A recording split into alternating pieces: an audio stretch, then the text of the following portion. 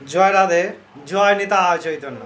আমরা ভগবানের অপার করুণায়, অপার অনুকম্পায় ভগবানের কথামৃত প্রাত্যহিক আলোচনা করার মহা সৌভাগ্য লাভ করে চলেছি।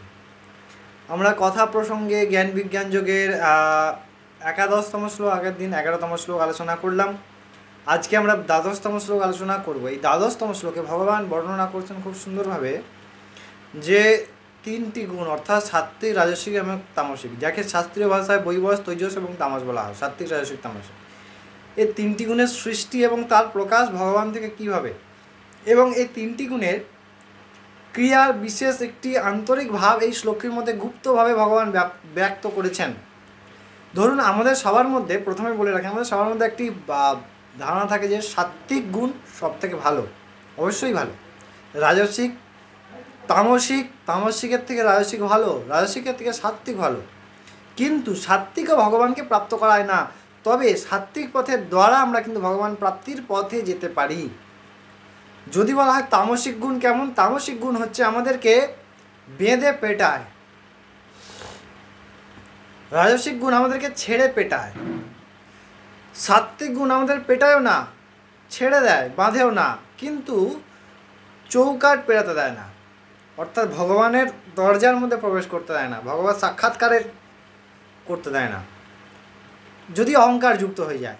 তাই তিনটি গুণের থেকে সাত্ত্বিক অবশ্যই ভালো। সাত্ত্বিক আহার বিহারের দ্বারা আমাদের চলা উচিত প্রত্যেকের, কিন্তু ত্রিগুণের ওপরে, কারণ ভগবানকে বলা হয় ত্রিগুণাতীত, তিনটি গুণের অতীত। চলুন সেই বিস্তার তথ্য আমরা অবশ্যই জানবো। তার আগে আমরা ভগবানের কথাটি শুনে নিই। ভগবান দ্বাদশ অর্থাৎ 12তম শ্লোকে অর্জুনকে বলছেন, উপদেশ করছেন। ভগবান 12তম শ্লোকে বলছেন যে ये चैव सात्विका भावा राजसन्त्यामसासजे मत्त एवेति तान् विद्धि नत्वाहं तेषु ते मयि। ভগবান বলছেন যত প্রকার গুণ, অর্থাৎ সাত্ত্বিক, রাজসিক, তামসিক, এই তিন প্রকার তত্ত্বই আমার থেকে প্রকাশিত, কিন্তু এই তিনটির মধ্যে আমি নেই, আবার আমার মধ্যে এই তিনটি নেই।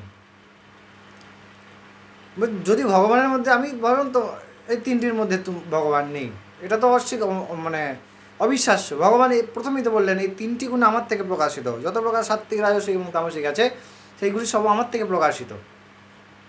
তা আবার বলছেন তারপরেই যে এইগুলির মধ্যে আমি নেই, আবার আমার মধ্যে এইগুলো নেই।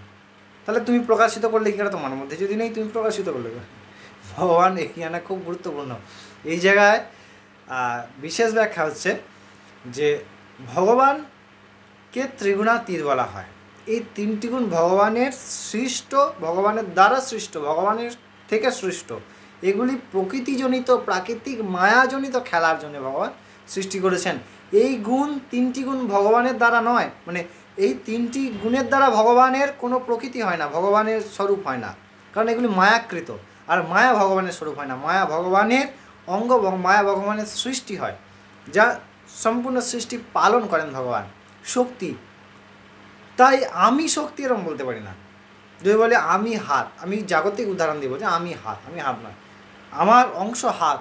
তবে হাত আমার যতটা গুরুত্বপূর্ণ, আমার হাত যতটা গুরুত্বপূর্ণ, হাতের আমি ততটা গুরুত্বপূর্ণ নয়, কথাটা একদমই প্রকাশিত নয়।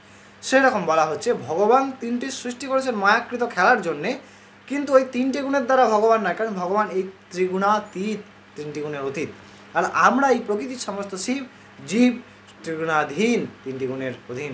শুধুমাত্র আমরা না, ব্রহ্মলোক স্তম্ভ পর্যন্তম সর্বম মায়াময়ম জগৎ সত্যম সত্যম পুনঃ সত্যম হরিনামই বা কেবলম। একমাত্র হরিনাম, সেই ত্রিগুণাতীত ভগবানের নামের দ্বারা ত্রিগুণাতীত তরে দেওয়া যায়। সাত্ত্বিক, রাজসিক, তামসিক সমস্ত তর কাটিয়ে, সমস্ত মায়া কাটিয়ে পরমানন্দ চিদানন্দ শক্তিতে, চিদানন্দ স্বরূপে প্রকাশিত হওয়া যায়, চিদানন্দ রূপে বিলীন হওয়া যায়, চিদানন্দকে প্রাপ্ত করা যায়। তখনই সেই ভগবানের সাক্ষাৎকার হয়, ভগবানের প্রাপ্তি হয়। তাছাড়া এই মায়ার দ্বারা ভগবানের সাক্ষাৎকার হয় না, বেকার সময় নষ্ট হয়। এরপরে সাধকগণ বলেন না এরকম, সাধকগণের স্থিতি অন্য হয়। সাধারণ জীব বলে ভগবান বলে কিছু হয় না, ভগবান দেখতে পায় না, এমন বিষয় নয়। তুমি সূর্যকে ত্বক দিয়ে দেখতে পাবে না, চোখ দিয়ে দেখতে হবে। আলোকে ত্বক দিয়ে বোঝা যায় না, চোখ দিয়ে দেওয়া যায়। বায়ুকে চোখ দিয়ে দেখা যায় না, ত্বক দিয়ে দেখা যায়। সেরকম সচ্চিদানন্দকে সচ্চিদানন্দ দ্বারাই প্রাপ্ত করা যায়। তা